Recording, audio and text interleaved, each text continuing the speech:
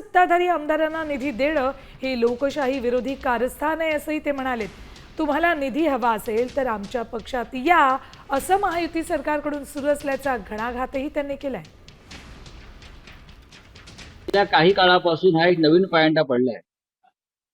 विशेषतः देवेंद्र फडणवीस आणि मिंदे यांच्या हातात सत्ता आल्यापासून जे आपल्याला पाठिंबा देणारे लोक आहेत त्यांना निधी द्यायचा, लोकशाही विरोधी असं कारस्थान। तुम्हाला जर निधी हवा असेल तर आमच्या पक्षात या। म्हणजे विकास हा पक्ष बघून ठरवला जातो।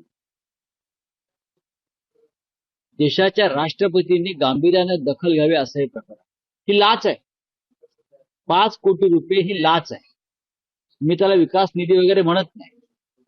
आपापल्या आमदारांना दिलेले 5 कोटी ही एक प्रकारे लाच आहे। यातून किती विकास कामं होतील हे माहित नाही, पण कमिशन बाजी नक्की।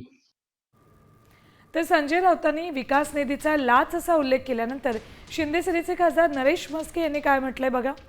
नवोदित आमदार असतो, तो नव्याने निवडून आलेला असतो, त्याची इच्छा असते की जास्तीत जास्त काम माझ्या मतदारसंघात व्हावं आणि हा हेतू प्रत्येकाला विकास कामं करायची असतात। आणि जर निधी दिला असेल, मला काही त्याची कल्पना नाही, पण दिला असेल तर कुणाच्या पोटात दुखतंय, कोणाला पोटसूळ उठलेला आहे। संजय राऊतांचा आरोप आहे। संजय राऊतांनी कशाला विधान लोकप्रतिनिधींच्या संदर्भात बोलावं?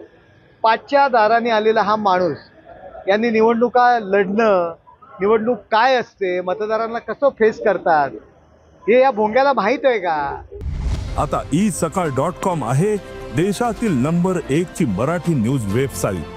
प्रत्येक अपडेटसाठी isakal.com ला नक्की भेट द्या।